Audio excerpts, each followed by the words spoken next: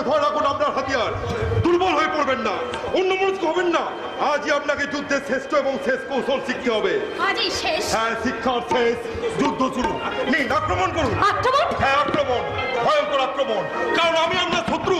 শত্রু? হ্যাঁ, শত্রু। আমি চাই আপনার সবকিছু লুট করে নিতে।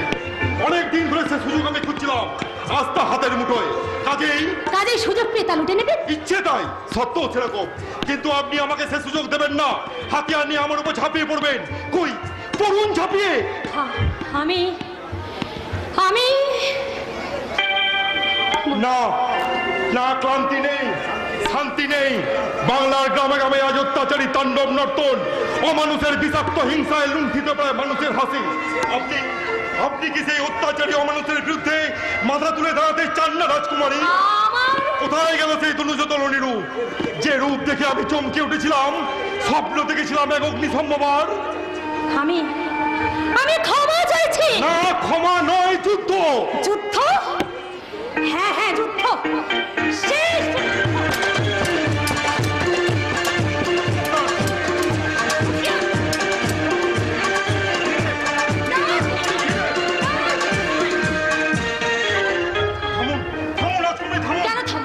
কেন থামবো লোকেরা? পুরুষ বলে, শক্তিশালী বলে তুমি আমার সবকিছু লুট করে নিয়ে চলে যাবে, আর আমি তোমাকে পালিয়ে যেতে সাহায্য করবো? কখনো না।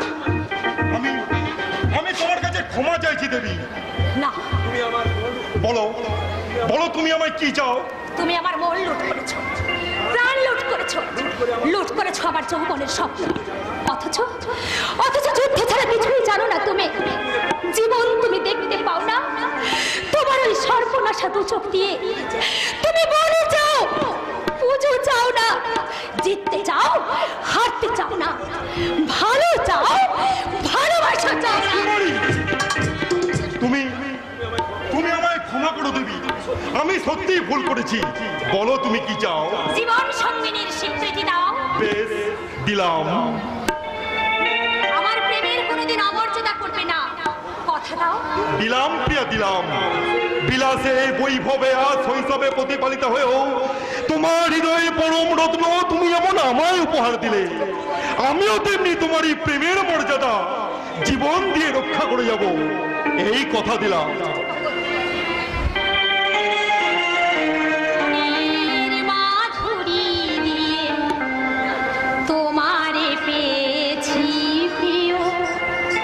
সেটুকু পেলে আমি ধন্য। দারুণ দহন দিনে যে ভরসা বয়ে আনে মেঘ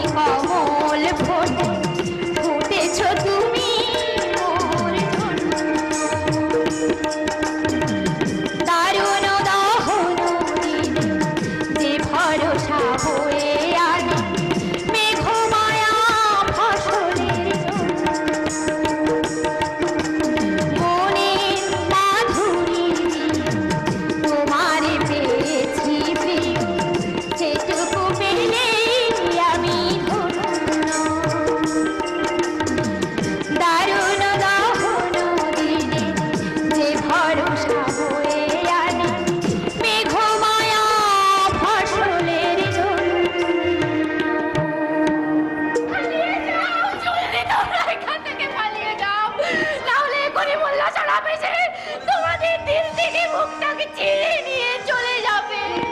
তোমরা কিছুই করতে পারবে না। তুমি কি বলছো আব্বাসী মহিন? মুস্তাক ভাই কি অসুস্থ? তবে আমার এই দিল থেকে আজি মোল্লা সাহেব তাকে ছিনিয়ে নিয়ে তুমি তাকে ধরে রাখতে পারলে না? চেষ্টার কসর করিনি আব্বাসী, গলা ফাটিয়ে চিৎকার করে আব্বাসী, মুস্তাক আলী আব্বাসী, কোনো সাড়া পেলাম না। বেরাত নদীর পানি এসে বদনসিবে আব্বাসীর চোখ দুটো ভাসিয়ে দিয়ে গেল। আমি দু হাত দিয়ে দু চোখ বুঝেও আর তাকে দেখতে পেলাম না। কেঁদো না আব্বাসী বহিন, কেঁদো না। যেমন করি হোক মুস্তাক ভাইকে আমি ফিরে আনবোই আনবো। তাহলে দেরি না কইরা জলদি জলদি সইলা যান কর্তা। কোথায়? ওই মহেশপুর গ্রামে। মুস্তাক ভাই মহেশপুরে? বুঝলি ওই গ্রামে তো আমাকে বাড়ি। কি নাম তোমার? ওই শেখ বসির উদ্দিন, বাপের নাম শেখ মনির উদ্দিন, নানার নাম হইল কি? থামো, তোমার সাত পুরুষের নাম আমি শুনতে চাই না। মুস্তাক ভাইকে কি তুমি সত্যি দেখেছো? ও কি কথা? আমি মিশা কথা বলবার লোক না। ওই ফরজ পাঁচ ভাগ নামাজ পড়ি, সাসাবত কইরা আমগো দিন গুজরান হয়। সবেরে নামাজ পড়া সবে খানকা থিকা খামারের দিকে যেতেছি, অমনি শুনলাম আকাশে মেঘ গুড় গুড় করতেছে। তা ভাবলাম যাই এই লগে গিয়া ওই আইল দিয়া জমি গুলান বেশ ভালো কইরা কাটটা দিগা যায়। আর তো কদালখানা কাঁদে লইয়া সেই দরগাতলার দিকে গেছি, অমনি দেখলাম ওই মোল্লা সাহেবের লগে মুস্তাক আলী গুড়গুড় গুড়গুড় করতেছে। কান্দ কেন বুঝলি? কান্দ কেন? কান্দা কান্দা তো তোমার সব দুটা খারাপ হইয়া যাব। যাও ঘরে গিয়া অসংতারে ফিরানো গিয়া যায়। আসবে আর বাতাইব আমার আব্বাজান কইতো দুনিয়ায় সব দেখতা বাবা, কিন্তু সত্য যখন বিলকুল মিথ্যা হয়ে যাবা তখন আর দেখতা পাবা না। সত্যর জয় হইবই হইব। তুমি তুমি ঘরে যাও বিন্দি, ঘরে গিয়ে ওই সাজে সেরাকে জ্বালান দাও। যাও জ্বালাবো যা। জ্বালাবো আমি সাজের চেরাগ, মাটি থেকে মুছে দেবো আমার চোখের পানির দাগ, নতুন করে খুঁজে দেখবো আমার বুকের ভেতরটা। তুমি নিশ্চিন্ত হয়ে ঘরে যাও আব্বাসী বহিন। তোমার সাজের চিরাগ জ্বালার আগেই আমি মুস্তাক ভাইকে যেমন করে হোক ফিরে আনবোই আনবো। দাঁড়াও। কে আপনি? এখনই পরিচয় না দিলে অন্ধকার কারাগারে বন্দী করে নিক্ষেপ করা হবে।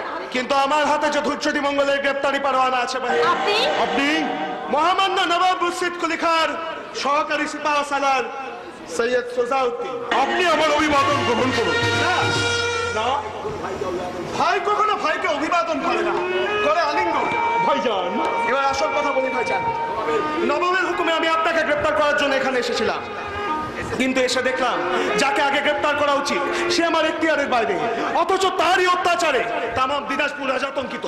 শুধু মুস্তাক আলী নয়, হাজার হাজার মুস্তাক আলীকে ধর্মের দোহাই দিয়ে জোর করে বেহেস্তের লোভ দেখিয়ে গ্রামের পর গ্রাম হানা দিয়ে ওই হাজি মোল্লা সারা বহু হিন্দুকে জোর করে কালমা পড়াচ্ছে। তাই না দুর্গটি মঙ্গল, আর কি করছে গো? হিন্দু মুসলমানের দাঙ্গা লাগিয়ে দিয়েছে, সেই সঙ্গে ঘরে আগুন দিয়ে পুড়িয়ে মারছে সেসব মুসলমানদের যারা যারা অসহায় হিন্দুদের আশ্রয় দিচ্ছে। আমি তো হ্যাঁ কথাটাই কইতাছিলাম কর্তা। আপনি আর দেরি করবেন না, এখনই বেরিয়ে যান। আর হ্যাঁ, একা যাবেন না, সাথে করি এই কর্তারে লইয়া যাবেন। আমি যাই, খাওয়ারটা বোধ হয় এতক্ষণই ঠান্ডা হয়ে গেল। পুঁই শাকের বেসানি, মাছের জাল, ঠাকা দিবা ভাত, মুয়ে পানি আসতেছে গো, মুয়ে পানি আসতেছে। গায়ের গরিব মুসলমান মুসলমান চাষি সেও মানুষের দুঃখে কাঁদে। অথচ ধর্মান্ধ মুসলমান হাজি মোল্লা সাহেব, অথচ মুসলমান হাজি মোল্লা সাহেব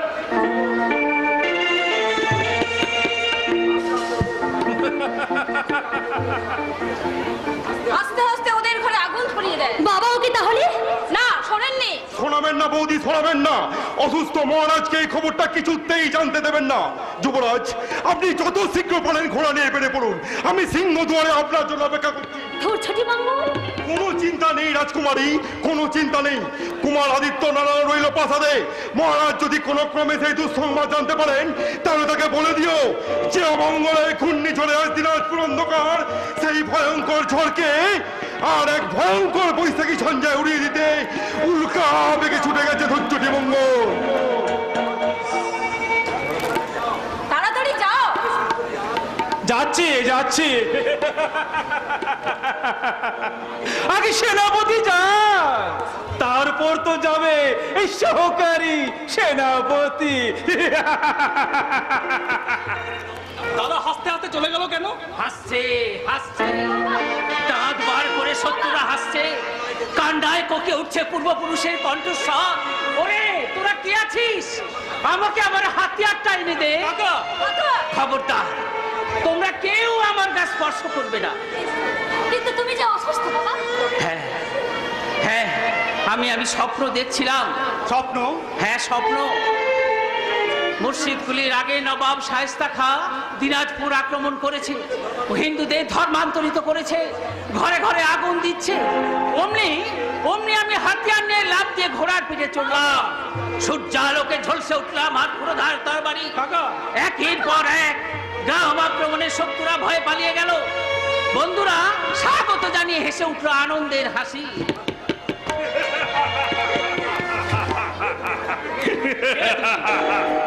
দোস্ত নয়, দুশ্মন। শয়তান নারী ভর্তি খাও। নবাবের নফর আপনার নারী ভর্তি খাতি খাজনা নিতে এসেছো? আজ না নিতে আমি আসিনি হিন্দু। তবে কেন এসেছো শয়তান? আমি এসেছি জিম্মি উদয় নারায়ণকে গ্রেপ্তার করে মুর্শিদাবাদ নিয়ে যেতে। কি বললি শয়তান? আমারই প্রাসাদে প্রবেশ করে আমারই সামনে দাঁড়িয়ে আমার মেয়েকে অপমান? তোকে আমি নিজের হাতে খুন করে অপরাধের যোগ্য শাস্তি দেব। আদিত্য নারায়ণ, আমার যাবো, আমার বন্ধু। তাড়াতাড়ি রাজবৈদ্যকে ডাকো। না, রাজবৈদ্য বাবার এই রোগ সারাতে পারবে না বৌদি। এই বড় ভয়ঙ্কর রোগ, এই বড় ভয়ঙ্কর ব্যাধি, যে ভয়ঙ্কর ব্যাধির ভয়ঙ্কর বিষ সারা বাংলায় ছড়িয়ে দিয়েছে নবাব মুর্শিদকুলি খাঁ। যার অত্যাচারে আতঙ্কিত হয়ে সেই অত্যাচারকে দমন করতে উল্কা বেগে ছুটে গেছে ধৈর্যটি মঙ্গল। আব্বাসী কাঁদছে, মুস্তাক হারিয়ে গেছে, ঘরে ঘরে জ্বলছে বিদ্রোহের আগুন।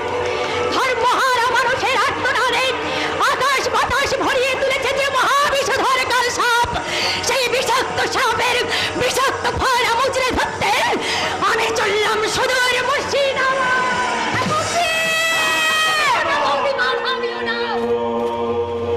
মন্দিরে জাগ্রত কুলদেবতা, পায়ের তলায় জীবধাত্রী বসুন্ধরা, আর মাথার উপরে চন্দ্র সূর্য গ্রহ তারাকে সাক্ষী রেখে প্রতিজ্ঞা করে যাচ্ছি এই বিষধর সাপের বীজ দাঁত ভেঙে তাকে আমি চিরতরে নির্দেশ করে দেব।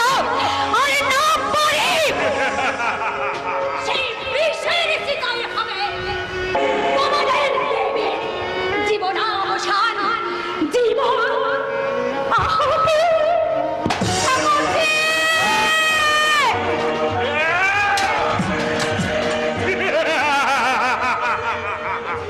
নসিব জিম্মে, নসিব। আমি সির্ফ পানি চেয়েছিলাম, মगर তোমরা বানিয়ে দিলে এক পেয়ালা মিঠি শরবত।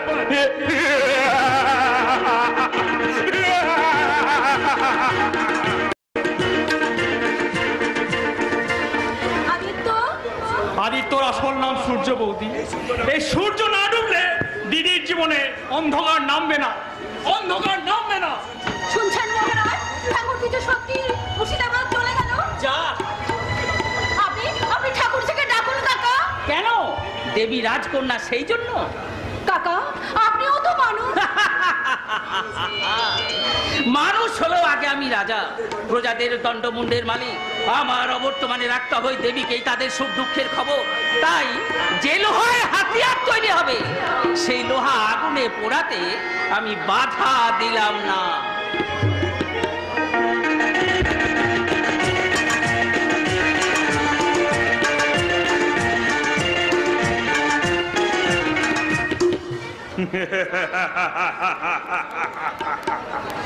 इंसानियत इंसानियत इंसानियत भूल হয়ে যায় না আলীবর্দী, তার ইনসানিয়ত তাকে বলে আলীবর্দী। তুমি একজন সামান্য সৈনিক থেকে আজকে বাংলার নবাবের প্রধান সিপাহ সালার, কিন্তু এইখানে থমকে থাকলে তোমাকে চলবে না। তোমাকে আরো অনেক উপরে উঠতে হবে, আমাকে দখল করতে হবে এই বাংলার মসনদ। আর তার জন্য ছলে বলে কৌশলে ওই শাহজাদি সুন্নত উন্নিসাকে তোমাকে দখল করতেই হবে। পথের কাটা ওই সোজাউদ্দিন, তাকে আমি মুর্শিদাবাদ থেকে সরিয়ে দেব, দরকার হলে এই দুনিয়া থেকে। জনাব,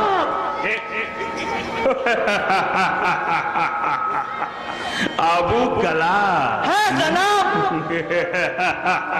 আপনার বান্দা। আমার কাজ ঠিক মতো করছিস তোর বান্দা? হারেমের কোথায় কি হচ্ছে সব কিছু তোর নখ দর্পণে থাকা যায়। থাকবে। নবাব কাকে কি বলছে সব কিছু তোর জানা চায়। তোর এই কোশিশের তুই ইনাম পাবি রে বান্দা। জরুর তুই হবে এই বাংলার আখির নবাব আলীবর্দের প্রধান দেহরক্ষী। এখন নয় রে, এখন নয়, আরো অনেক পরে। আসমানে সবে মাত্র মেঘ জমিয়েছে, এখনো অনেক অনেক অনেক বাকি।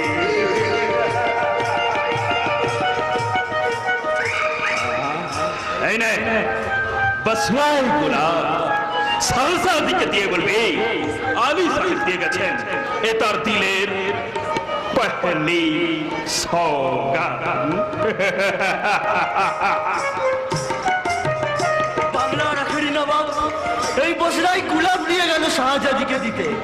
এই গুলাব আমি তার হাতে দেব, তার দিনের খবর জানবো।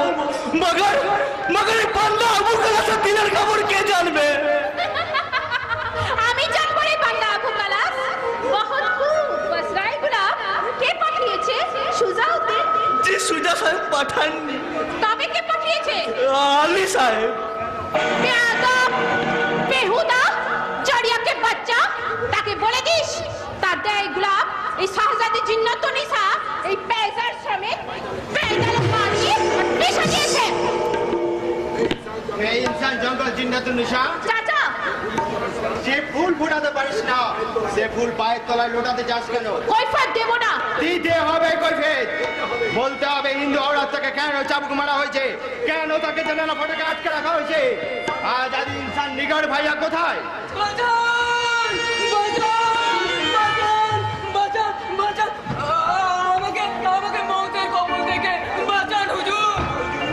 আবার হুজুর, বান্দাগিরি করে দিলটাকে তোমরা বাধা দিয়ে ফেলেছো ভাইয়া। ভাইয়া ডেকে দেখেছিস কখনো ভাইয়া বলে? কি বললে? বান্দা বলেছিস, নৌকার বলেছিস, তসলিম পেয়েছিস, মগর ভাইয়া বলে ডেকে দিনের ছোঁয়া নসিবে কখনো জুটেছে? আমার আমাকে আমাকে কোতল করবে। জীবন্ত কবর। কেন? কাল রাতে জেনারা ফটকে একটা হিন্দু আওরতকে শাহজাদি চাবুক মারছিল, তাই দেখে ভয়ে আমি সারা রাত ঘুমোতে পারিনি। সকালে সকালে নামাজ পড়তে আমি বেয়াদ হয়ে গেছি। আবু কালাস বান্দা আবু কালাস সে খবরটা জাপানাকে জানিয়ে দিয়েছে।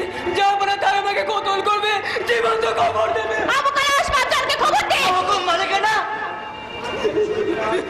ছুটে আসছে মোহাম্মদ জান, সামনে চিন্তা মির্জা হবো না। আল্লাহ তাআলা का मुर्शिद नवाब मुर्शिद कुली खां। কে হাদি ভাই? তেরেসা নদীর তীরে আজ ঈসা গায়ের আঙ্গুর খেতে তার কবর হয়ে গেছে। আমি তার জিন।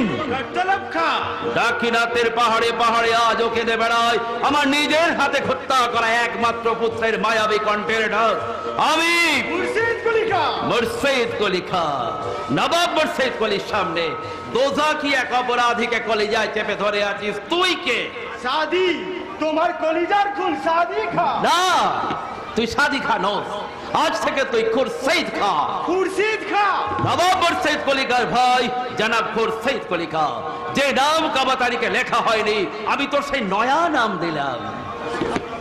সোনার খাদ মিশিয়ে সোলার অলংকার খুরশিদ। মগর খেতিওয়ালা সাদির হাতের এই দাগ তুমি মুছবে কি দিয়ে? দিলের খাজে খাজে মাটির যে মিঠি খুশবু লুকিয়ে আছে তা তুমি কি দিয়ে ওড়াবে ভাইজান? মুখ থেকে হাসি লুটে নিয়ে, মুখ থেকে হিম্মত খতম করে আখের সামনে অত্যাচারের পাহাড় তুলে ধরে দরদের পানি আগুন দিয়ে পড়িয়ে মোহাম্মদ জান নেগারকে চাবুক।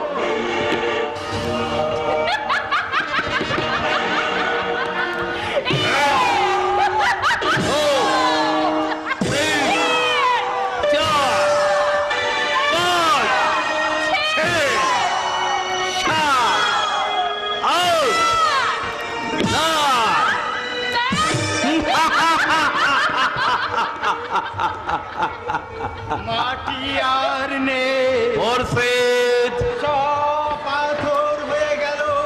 সাদি নদী তেরেসা বয়না আঙুর ক্ষেত নে, আসমানে শুধু চাঁদ ঢাকা মে, সাদি দোয়াকে শুধু রক্ত, পায়ের তলায় দৌলত, চারিদিকে ভোর। তুমি আমি ইনসান থেকে মুসলমান, দিলে শুধু হিংসা, কলিজার খুনে লালচ পোকার দংশন। মুর্শিদ আজ থেকে আমি এই নয়া দুনিয়ার নয়া পেনশন খুরশিদ কুলি খাঁ। তুমি আমাকে পয়সা আমাকে বানালে খুরশিদ কুলি খাঁ। আজ থেকে আমি খুরশিদ কুলি খাঁ। আবার বাংলায় শুধু পাক ইসলামের আবার। আমার চাবুকের আঘাতে হিন্দুর দেবতারা চমকে চমকে উঠবে। কই হয় বিদ্রোহিনী কাশ্মীর দেবী? আমি আগেই নিশানা দিয়েছি বাচ্চার। কাজা কাজা কাজা হয়ে গেছে আমার নামাজ, ভেঙে ভেঙে চুরমার হয়ে গেছে আমার একাগ্রতা। দিল যখন হা মহল ছাড়িয়ে কাবা শরীফ পেরিয়ে আল্লাহ তাআলার দিকে ছুটছে, ঠিক তখনই বিদ্রোহিনী কাশ্মীর দেবী এসে চিৎকার করে বলল, জিন্দাবাদ নবাব মুর্শিদ কুলি খাঁ। কোথায় কোথায় আপনি আবাদ করবেন আপনার পবিত্র ইসলামে? শ্মশানে, কবরে, হাজার হাজার মানুষের রক্ত আর অশ্রুর অভিশাপের মাঝখানে কি আপনি প্রতিষ্ঠা করবেন আপনার জিন্দা পীরের দরগাহ? আমার স্পেশাল শাহজাদের যে শ্রেষ্ঠ কন্যা শাহজাদি জিন্নত উন্মেষা একবার কাঁপতে খবরদার শয়তানি! শাসন সোহাগ কোথায়? দুশ্মনকে সোহাগ। তাহলে মিথ্যা আপনাদের হাদিসের কথা। হযরত মুহাম্মদ যে আটার বস্তা কাঁধে নিয়ে মানুষের দুয়ারে দুয়ারে খাদ্য বিলিয়ে বেড়াতেন, তাও মিথ্যা। নিজে সংযত না হয়ে অন্যকে সংযত হওয়ার কথা মুখেও আনতেন না, সে কথাও কি সত্যি না? জরুর সত্যি। তাহলে তাকে মানেন, তার মত মানেন না কেন? তার কথা মুখে বলেন অথচ মনে মনে অন্য পথে চলেন কেন? হযরত মুহাম্মদের ভক্ত হৃদয়ে মহব্বত নেই কেন? নারী ধর্ম কি ইসলাম? মানুষকে হত্যা করাই বুঝি ধর্ম? মানুষকে ধর্মচ্যুত করাই বুঝি ধর্ম?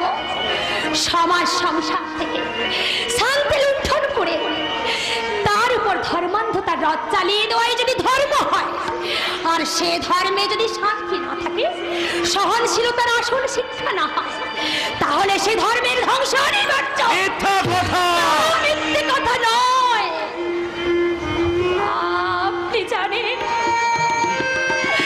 আপনার চেনা না হাসতে কাল থেকে আমি এক বিন্দু জল পর্যন্ত পাইনি। চেয়েছিলে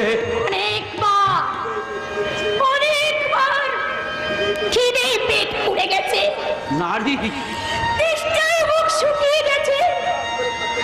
জোর হাত করে আমি কাঁদতে পারি দেবী। বিনিময় পেয়েছে চামড়া, থুতু আর ঘৃণার পদাঘাত। দেবী এই আমি যদি আপনার মেয়ে হতাম, তাহলে কি পারতেন বাবা? দেবী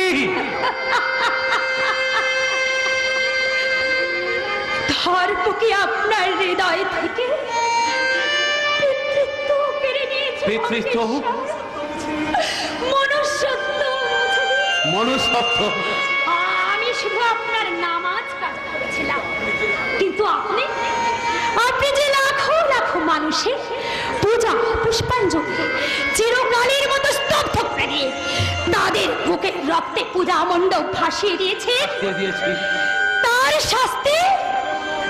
শাস্তি কে নেবে? নবাব মুর্শিদ কুলি খাঁ, আপনার আল্লাহ। না, আল্লাহ তাআলা নয়, আল্লাহ তাআলা নয়। আমি সেই ভয়ঙ্কর অপরাধের শাস্তি আমি নিজে নেব। কন্যা, কন্যা, আমার বিদ্রোহী কন্যা বাবজানকে এসেছিল শাসন করতে। বাবজান ভুল করে তার উপর অবিচার করেছে, অত্যাচার করে খাদ্যের বদলে পানীয়ের বদলে চাবুক মেরেছে, আঁখে ঝরিয়েছে বেদনার পানি। তাই তো তার কণ্ঠে শোনা যাচ্ছে আমার একমাত্র পুত্রের জিন্দেগির ফরিয়াদ। তোর সাথে কি তার দেখা হয়েছিল বেটি? সে কি তোকে শিখিয়ে দিয়েছে তার বেউকুফ বাপজানকে কথাগুলো বলতে? কাছে আয়, কাছে আয় দেবী, কাছে আয়।